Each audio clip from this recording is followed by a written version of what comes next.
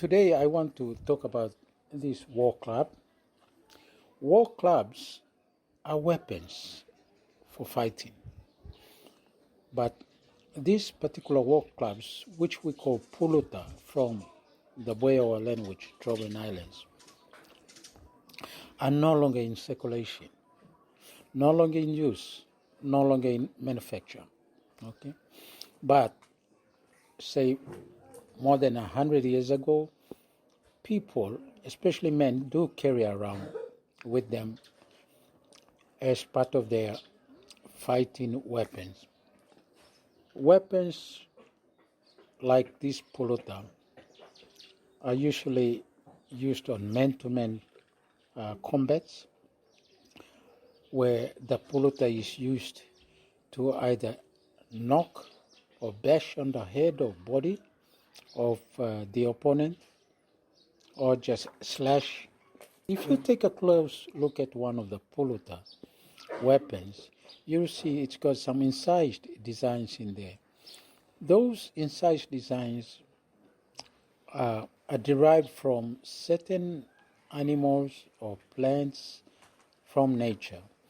These animals and plants are involved in the designs because of their attributes or certain characteristics of plants and animals, such as aesthetics in terms of beauty, motion, speed, agility, evasiveness, and also strength, power, durability.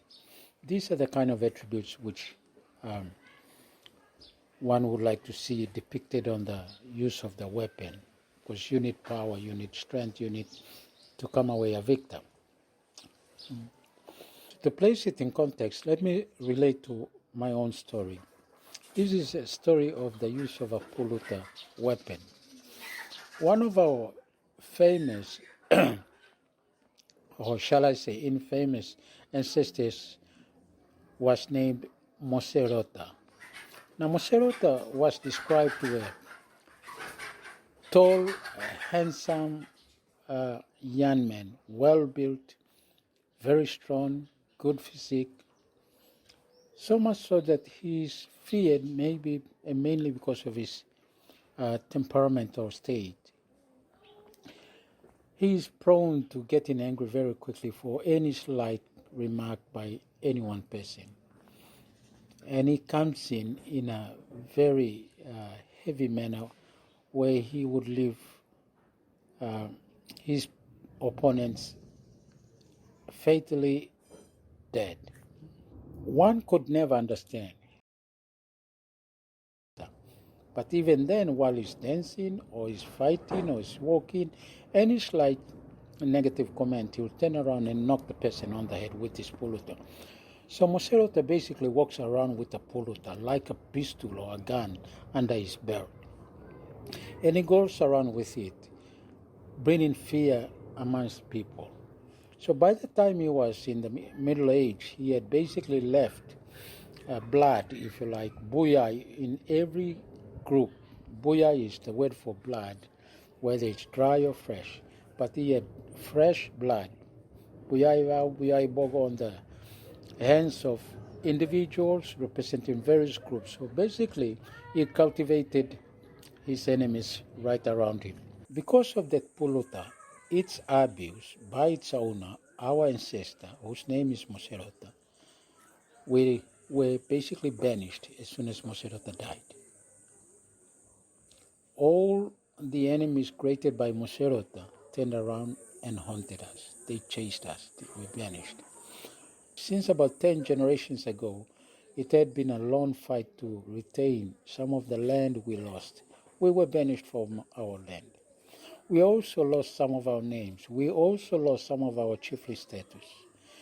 We also lost some of our cooler trading links and all that. It has been a time of fighting to regain our status and place. For what reason and for why, and why all this struggle? It was because of Moserota's abuse in the use of puluta as a weapon. That puluta weapon is indeed a very sad story for me, my subclan Kwaradu, and therefore Loquacious as well.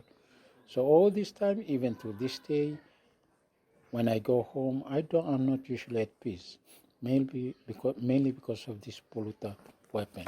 So, Puluta, as a war club in Massim cultural area, Milne Bay of Papua New Guinea, and I representing my clan, is really a reminder of sadness, loss, and struggle.